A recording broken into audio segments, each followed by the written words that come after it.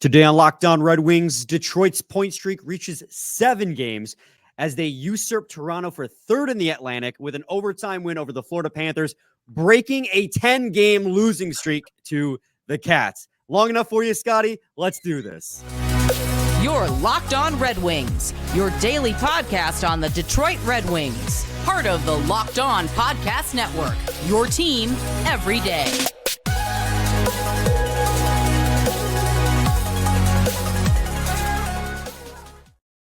Welcome back to the Locked On Red Wings podcast. We are your hosts, Brian Fisher and Scotty Bentley.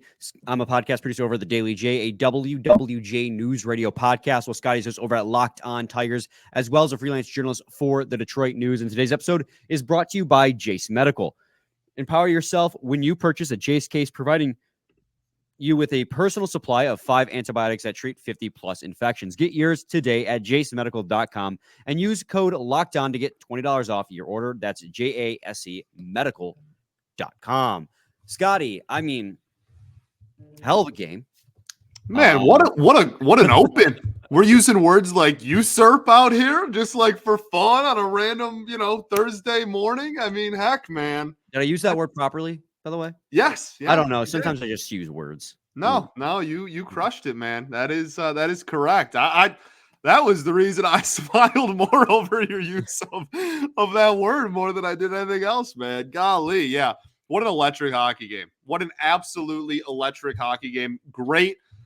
Both teams I thought looked really good, which made for, and then both goalies looked really good. So you had constant, even though the shot totals by the end of the night might not have been like the highest, shot on net total you've ever seen in a game, but just good defense by Florida, good enough defense by Detroit. Alex Lyon is fantastic.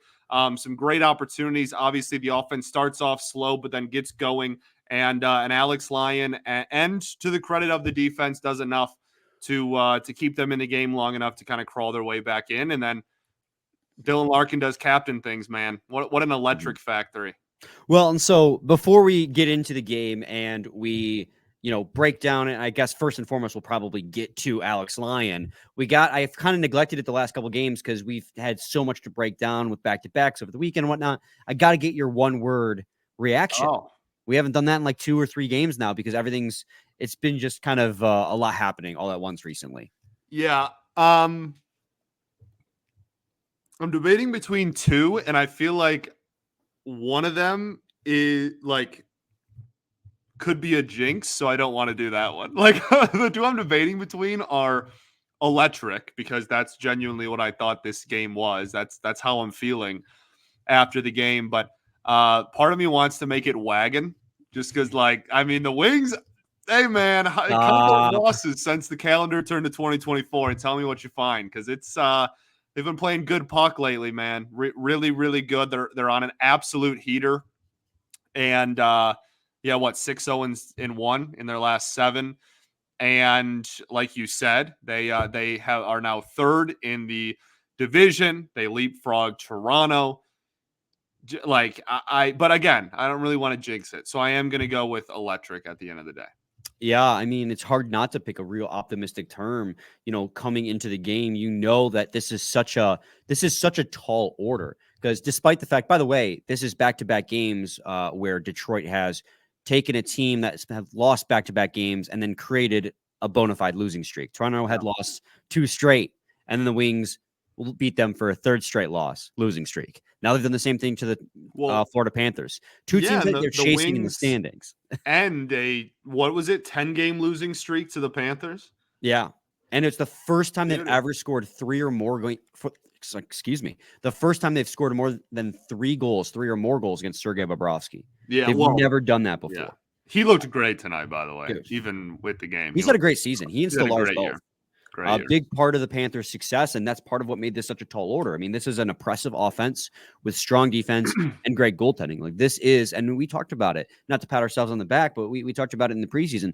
This Florida Panthers team, we thought was going to bounce back and be right back towards the top of the standings. We thought last year was an outlier because of all the new personnel behind the bench and on the ice, just trying to make it work and figure it out. They figured it out at the right time, got hot at the right time, went to the Stanley Cup Finals, and they're carrying that momentum into this year.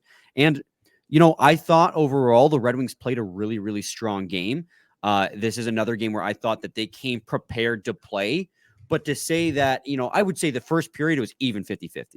Yeah, without a doubt, even 50-50. But as the game went on, I thought Florida tilted the scales at 5-on-5, getting more opportunities than the Red Wings.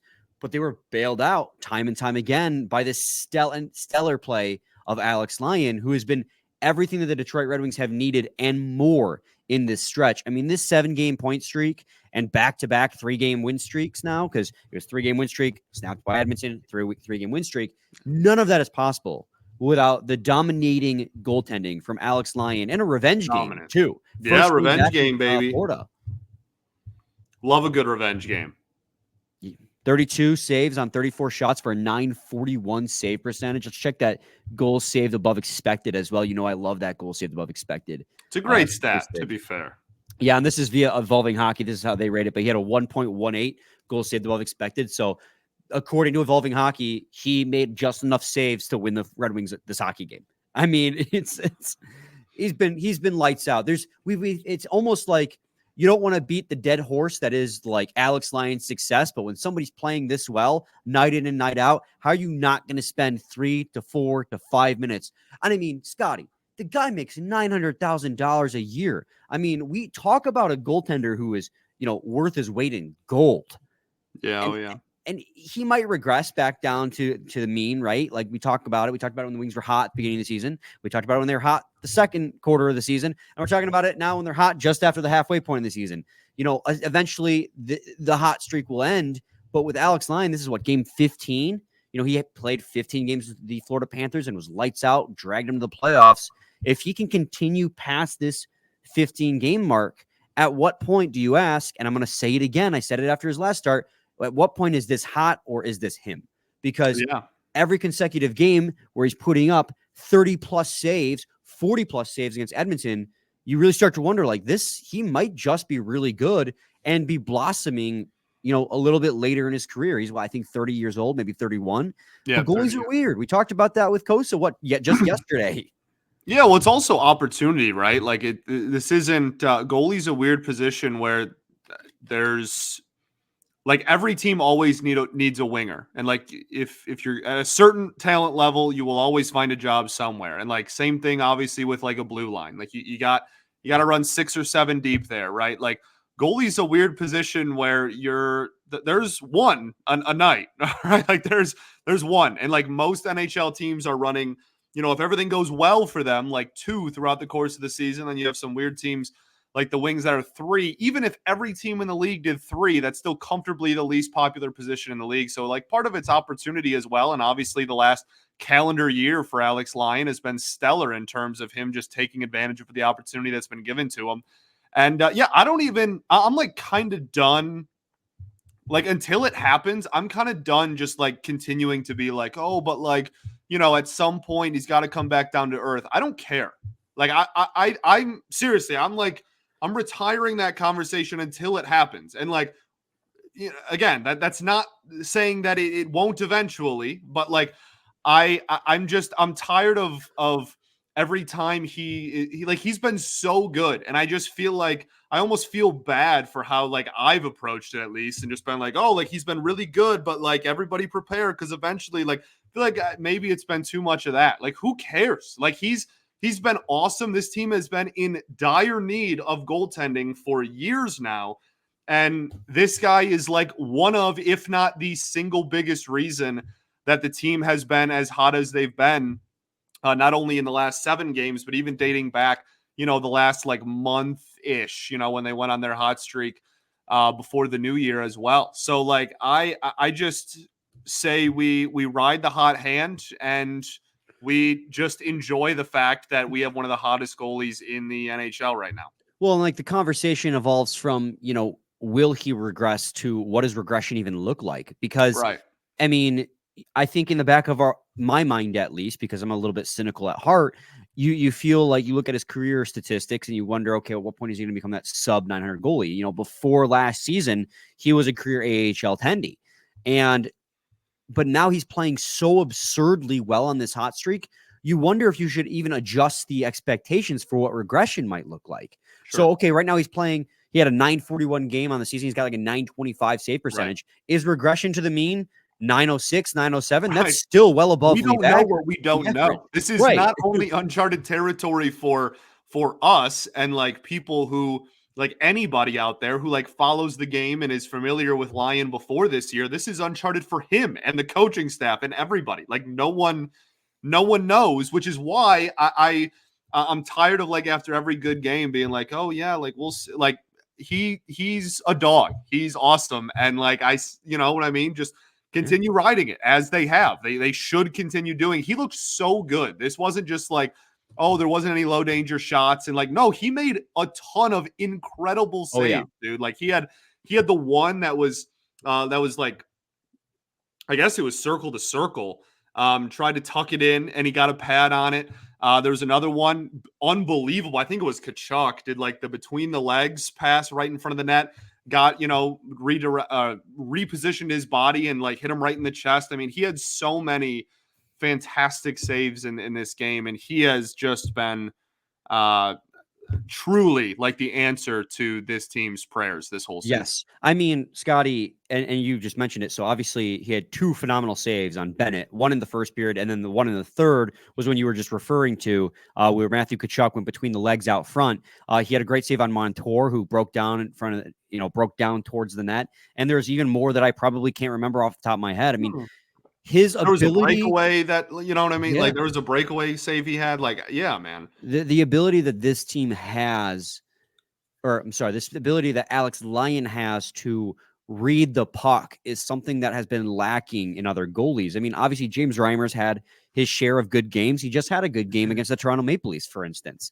The game against that game was phenomenal. We haven't seen a performance out of Reimer like that in months, basically, because Reimer hasn't been playing much because Lyon's basically taken the backup and now the starting role as Husso became hurt. So other goalies can do it, but nobody has been reading the puck like Alex Lyon has. I mean, how many times have we gone on here where it feels like we've talked about how Reimer is reactionary, not, reading.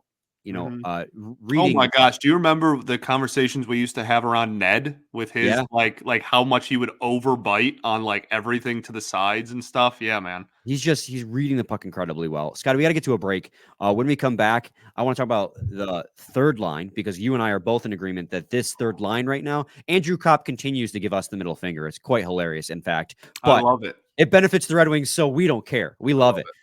So stay tuned to segment 2 of Locked On Red Wings. Scotty, I know we came to talk about sports, but there's crazy realities in life, and one of those things is flu season. And according to the FDA, pharmacies are saying that it's one of the worst flu seasons in over a decade. And the flu sucks, man.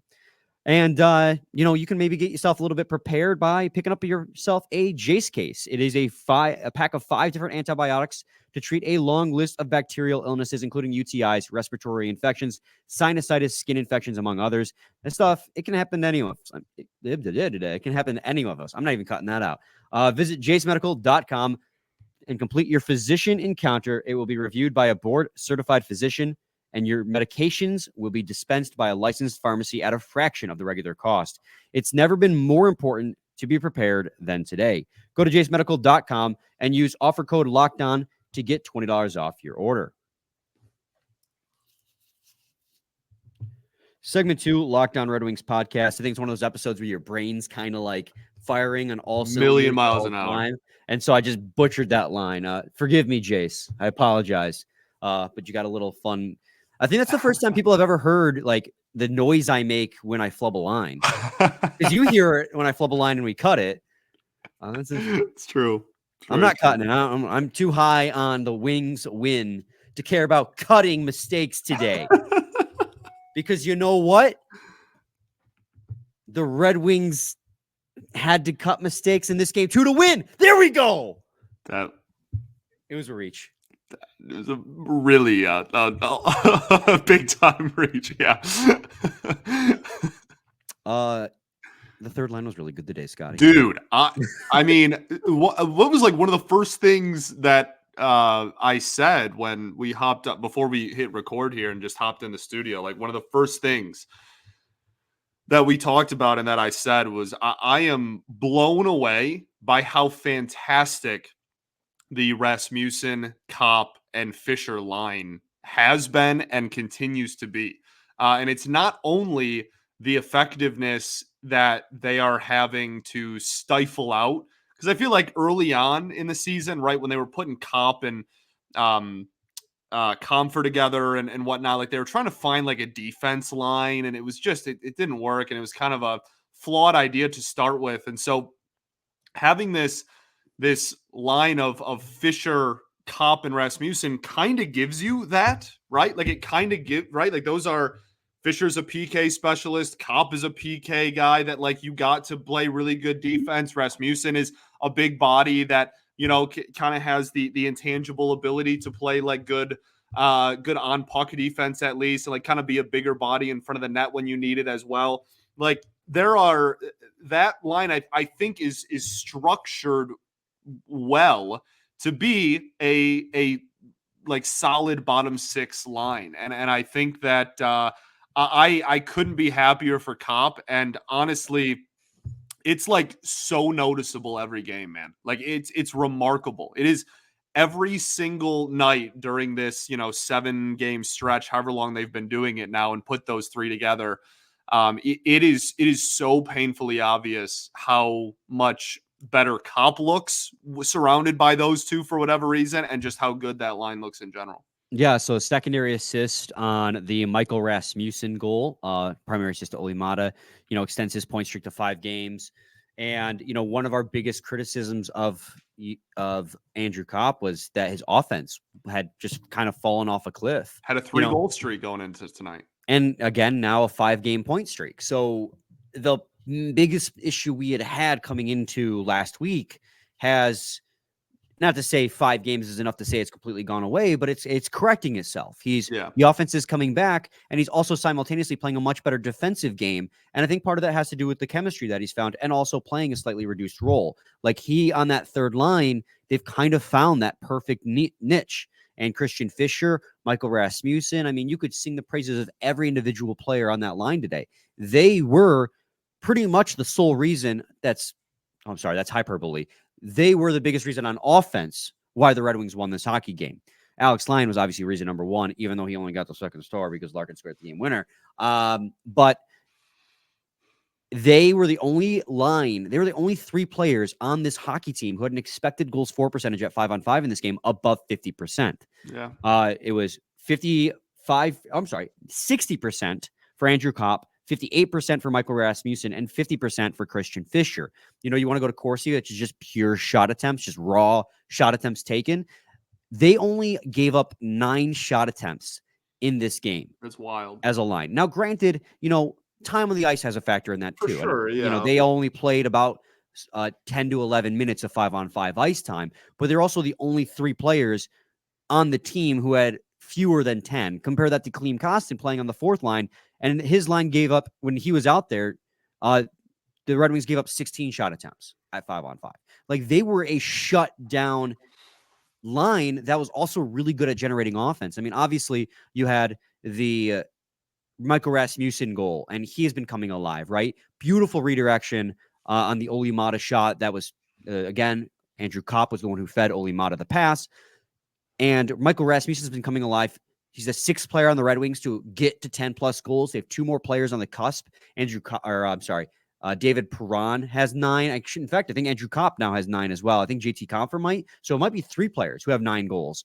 And so you have the potential of having like 10 guys on this Detroit Red Wings squad score 10-plus goals. And that's exactly, and I'm getting into a broader topic here, but that's exactly what Steve Yzerman did with this team this offseason. We had a whole episode talking about, the 4 lines deep. Right. We had an entire episode talking about the NHL playoffs and talking about the teams that went far were like obviously the Knights, and no one's comparing the Wings to the Knights before I have to read about they have both top end talent and depth. Right. Before I have to read about that's what I said when that's not what I said. That's not what I'm doing. But like the not having one just guy get all of your points and have like a thinner team and be top heavy really is my point, versus, being deeper. That's why they went out and they signed, we say the stat all the time. They signed 11 free agents and traded for Cat. Like, that's why there was so much turnover after. I I will not stand for this Jeff Petrie erasure. They traded for Petrie Oh, too. true. You're totally right. You're totally right. So yeah, like just so much turnover for a team that did take a step from the previous year to last year, but still had a really, really large amount of turnover and a lot of depth added. And it's nice to see the fruits of that labor, man. This offense all year, just in terms, we talk about it all the time, just in terms of goals scored, just straight up, has been one of the best teams in the NHL. Yeah, absolutely. It's been really nice, especially when it's clicking. And this is one of those games where you needed to click because their top line was shutting down, the offense of our top line very well. They still had their chances. Obviously, Perron missed a wide open net in the first period. Gostisbehere and Sprong playing. Sprong got 2 second line minutes in this game. Sprong hit the post as well, but like the first 2 lines were shut down pretty well by I'll say it, a superior top 6. I don't think anyone can argue that, of the Florida Panthers. And it was great to see them come out. Christian Fischer, obviously, that goal that Fabry scored would not have happened if not for Christian Fischer diving to keep the play alive in the offensive zone. Then Michael Rasmussen with fantastic puck possession or puck protection coming around the net, feeding Fabry as he came off the bench and entered the zone. I mean, that third line was fantastic. It was great. Fantastic. Scotty, we got to go to another quick break. When we return, want to talk a little bit about defense and special teams. Just hit all special teams is a big one for sure. Mm-hmm.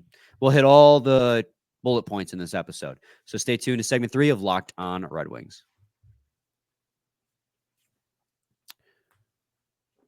We're driven by the search for better. But when it comes to hiring, the best way to search for a candidate isn't to search at all. Don't search, match with Indeed. If you need to hire, you need Indeed. It is your matching and hiring platform with over 350 million global monthly visitors, according to Indeed data, and a matching engine that helps you find quality candidates fast. And Indeed doesn't just help you hire faster. 93% of employers agree Indeed delivers the highest quality matches compared to other job sites, according to a recent Indeed survey.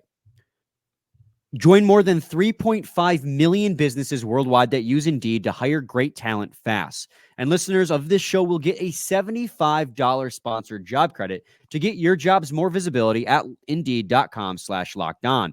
Just go to Indeed.com/lockedon right now and support our show by saying you heard about Indeed on this podcast. But let's be honest, who hasn't heard of Indeed at this point? Indeed is, like, when they say they are the hiring platform, they are the hiring platform. I mean, I've personally used it myself.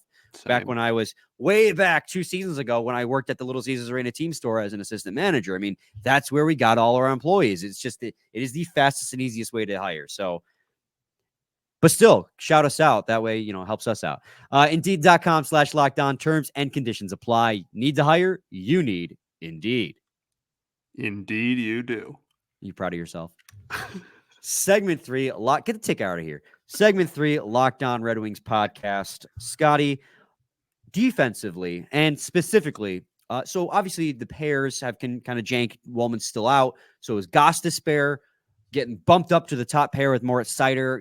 I'm kind of always nervous whenever Wollman's not there because there's not really another bona fide top pair D-man. Mm-hmm. But I thought Seider and Gostisbehere played pretty well in this game. I thought Ghost looked really solid, to be honest. Yeah, man.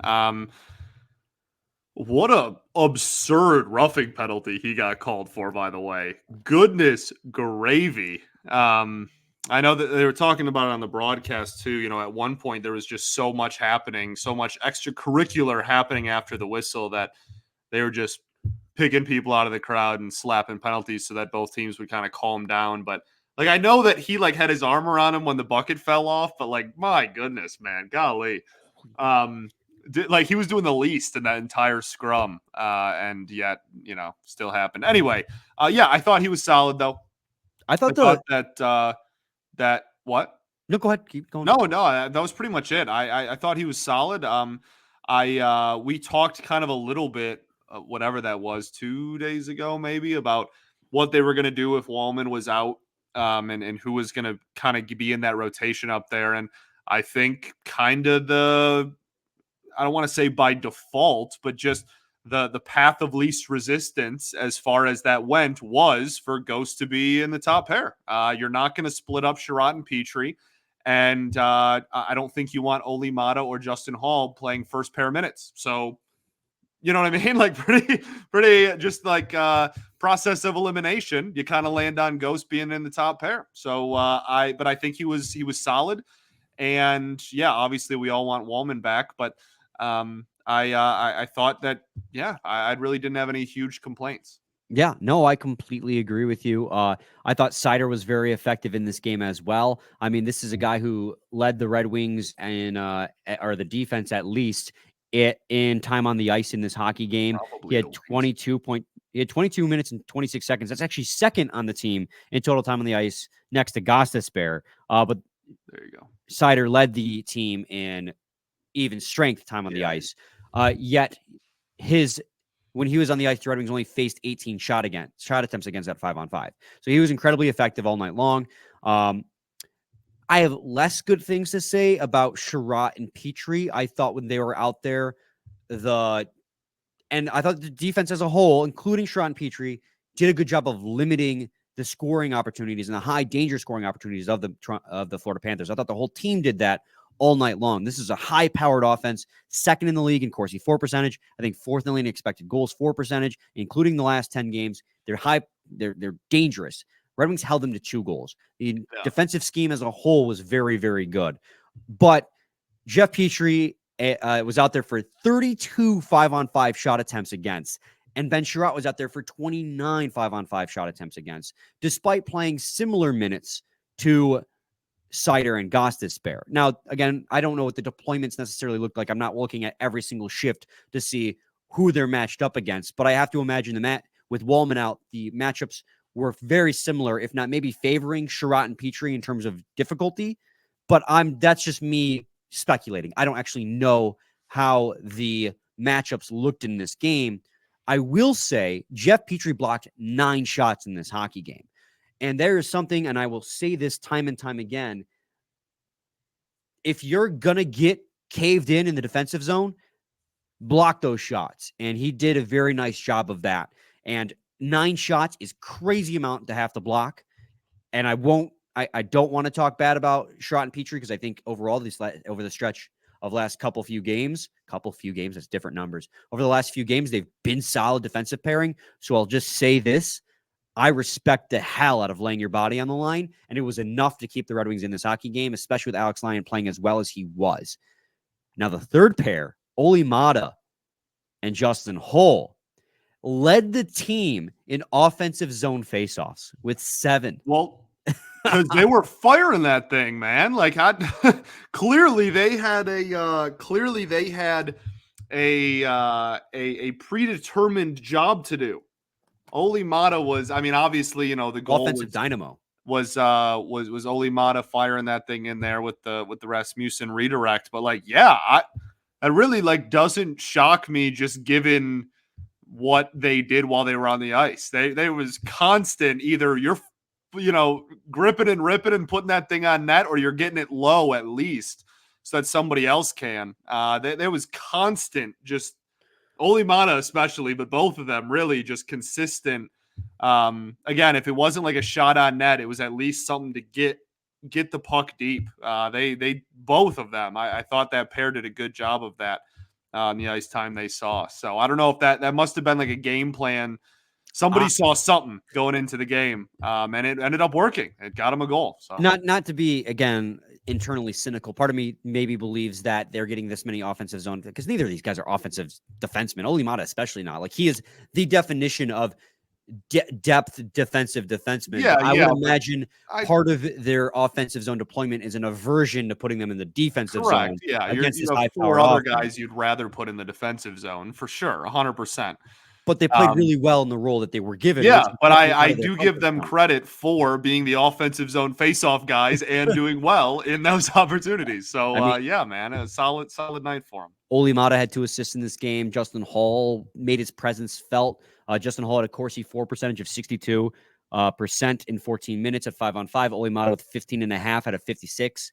18 shot attempts for when they were on the ice, 11 and 13 against. So while they were given favorable matchups and favorable zone starts, they made the most of it, and it helped the Red Wings go to victory. And I mean, that there's something to be said too about, we've been critical of Lalonde's system or how it wasn't clicking when the Red Wings were spiraling. I mean, this was very much another game where Lalonde knew his opponent, had a game plan, and the Red Wings, I thought, executed it very well. Like, you don't get these deployments by accident. You have to manage the game very well and manage your matchups to get this kind of result against, let's face it, a superior Panthers team. Like, I'm not going to say it can't happen, but the chances of the Red Wings catching up to the Panthers in the standings is very slim. They came in with a 9-point differential with 40 games left. Like, yeah, there's room to make that up, but that's with 9 points is a wider gap than you would expect.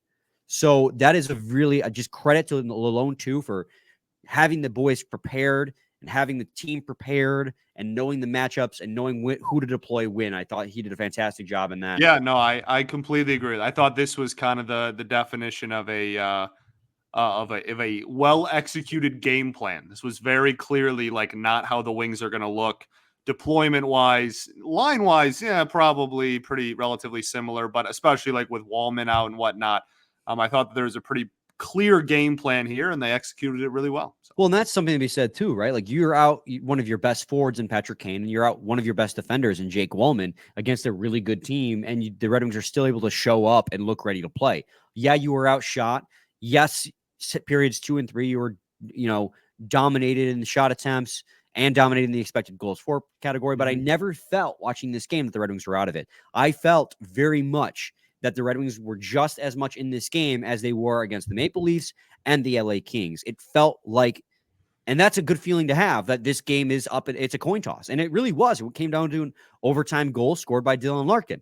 And there's our segue to talk about it. It was a beauty, man. It was a beauty. I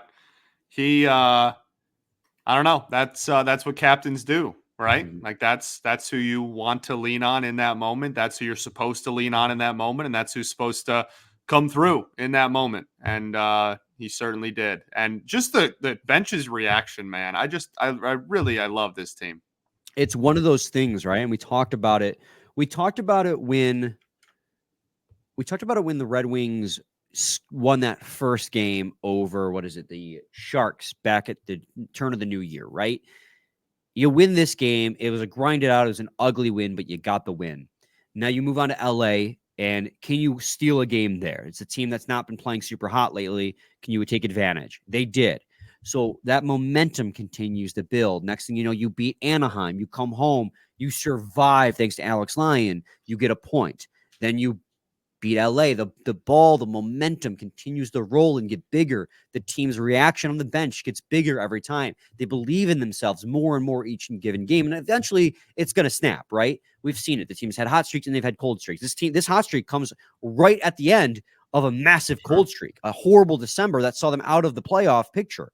Now they're back third in the Atlantic because they're hot again. But these hot streaks are so important because what creates the hot streaks is the locker room believing in themselves and believing in the system that the coach is implementing. And each consecutive win, each consecutive point is only going to serve to build that bigger, hopefully resulting in a playoff berth at the end of the season. Well, and it's all adjustments, right? I mean, like when they got off to the really hot start right when the season started, it was the Raymond, Larkin, DeBrincat line was firing on all cylinders, and they had like the most unsustainable shot percentage ever. And then they cooled down and they had to make some adjustments. And then they got hot again. And there was some decent goalie play. And they come back from Europe, which they struggled in like leading up to that. And they go on a little bit of a hot streak. And they do, pretty well. And they find some more depth scoring.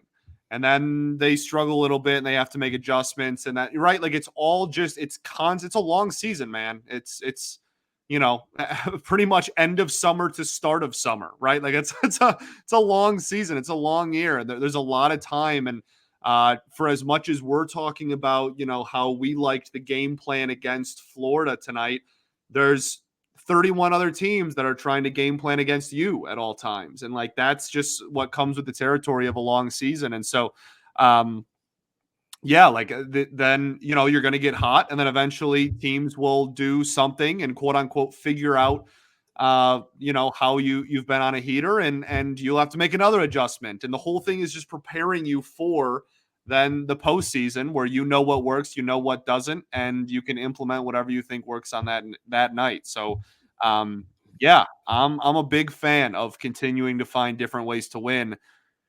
It also, we'll end the show with how we started the show. Really easy to win when you have an animal in net.